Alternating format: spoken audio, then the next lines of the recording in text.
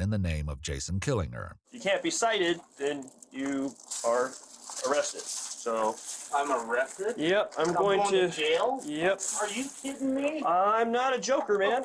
So you'll be arrested and you'll get fingerprinted up at the jail. And the man you just heard ask, "Are you kidding me?" is completely innocent. He has a valid driver's license in his pocket, a pay stub from his job, his car registration, his union card, his insurance, all of it in his real name.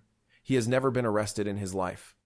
And he is about to spend 11 hours in a jail cell, 4 of them in handcuffs, because a computer at a casino decided he was somebody else. His name is Jason Killinger. He drives semi-trucks. And what happened to him is one of the most important warnings I can show you about where this country is heading, because the thing that put him in that cell was not a witness, not a fingerprint, not any real evidence. It was a piece of facial recognition software that said it was 100% sure. Let me show you exactly how the law got ignored here. Start with the only thing that matters legally. To arrest someone, a police officer needs probable cause. That means specific facts that would lead a reasonable officer to believe this particular person committed a crime.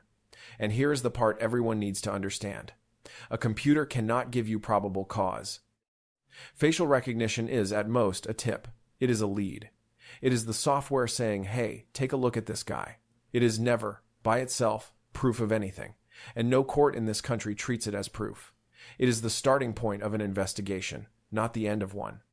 So watch what Jason actually gives this officer. Premises. all right, man.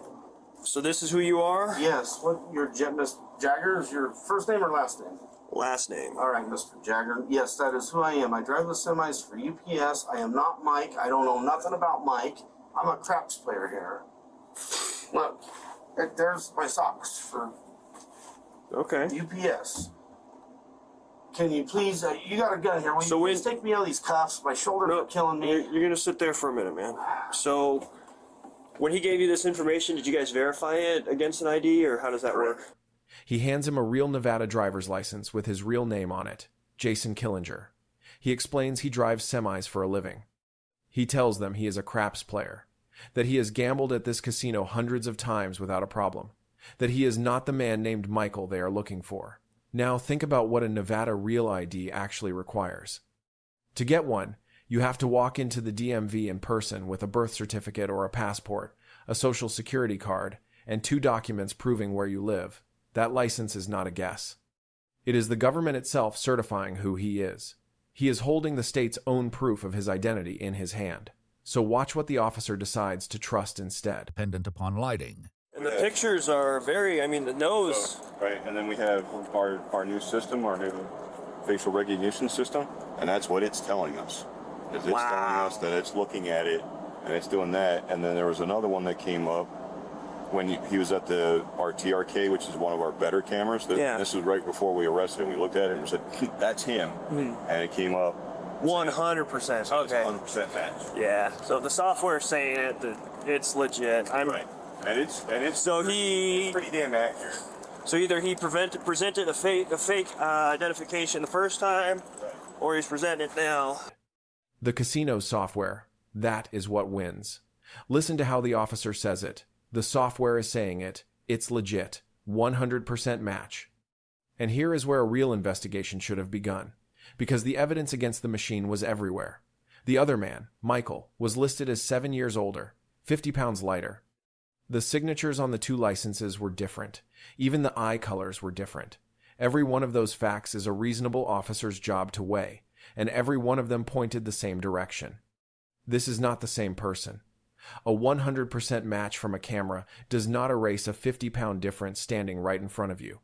So watch the story the officer builds to get around all of it.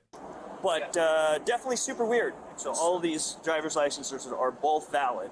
So either he is who he says he is, and he's not ever actually trespassed, which I doubt because their software is pretty cool, and the fact that he's acting super suspicious. 2, I just have a feeling somehow maybe he's got a hookup at the DMV where he's got 2 different driver's licenses that are registered with the Department of Motor Vehicles with different names and dates of birth. So I guess I'll arrest him on that and then just list him as a John Doe and then have him booked in for a wins check Alrighty, well, that solves that.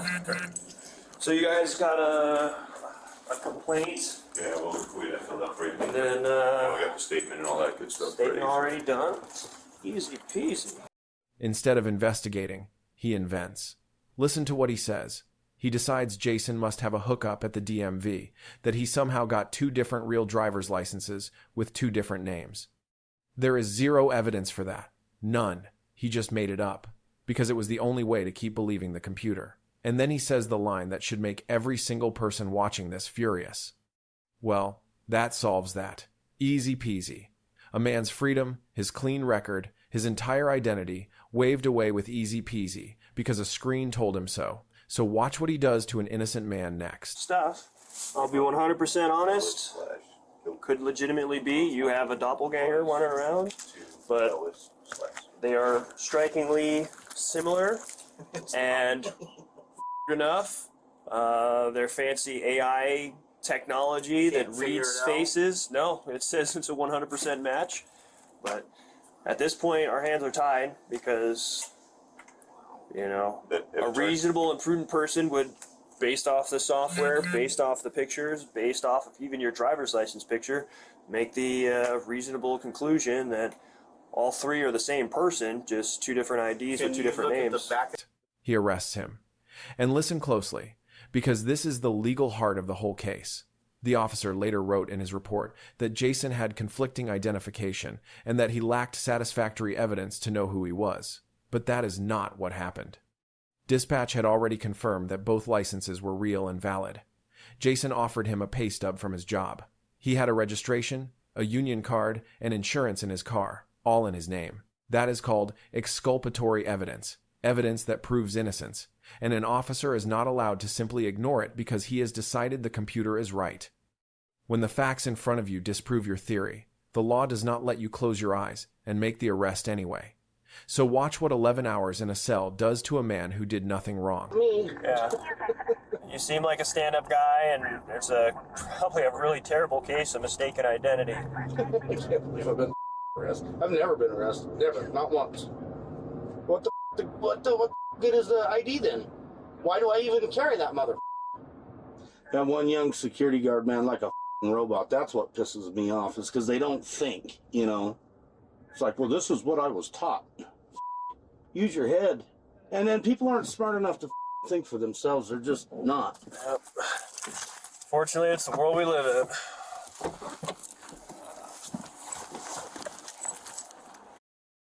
If all goes well, you should be out of those cuffs in the next, hopefully, 8 to 10 minutes. Okay, good. All because some asshole that looks like me was sleeping in the casino. It's not me. Listen to him. He has never been arrested in his life. He asks, "What is the point of even carrying my ID?" And that is the question, isn't it? He did everything right. He carried the government's proof of who he was. He showed it. He explained himself calmly, and none of it mattered, because a human being decided to trust a machine over a man. The officer even admits it, tells Jason he seems like a stand-up guy, that it is probably a terrible case of mistaken identity. He knew, and he took him to jail anyway. Here is how it ends. At the jail, they took Jason's fingerprints, and within hours, those prints proved what he had been saying the entire time. He was Jason Killinger. He was released that same day. But the damage was already done. His arrest paperwork had been changed from John Doe to his real name, which meant he was now charged with the trespassing that the other man, Michael, had committed. That charge was eventually dismissed, but Jason now has an arrest on his record for a crime another man did. He has filed a federal lawsuit against the officer, and the officer himself, under oath, admitted the arrest never should have happened. And this is not a one-time glitch. Facial recognition has already led to wrongful arrests in Louisiana, New Jersey, Maryland, and Texas. It is why a growing number of cities now have a hard rule.